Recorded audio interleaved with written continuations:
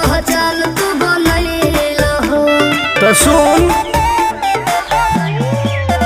हम सही लोगन के न खास भइनी। अच्छा।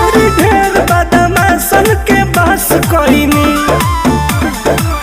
तो बड़ी निमन विचार तोहार लागला।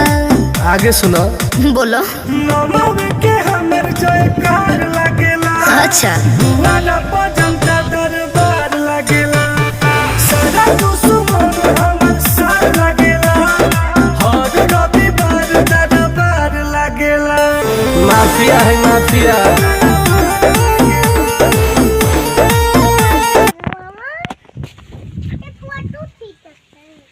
कहाँ गई भैंसिया? पनिया तू दे दे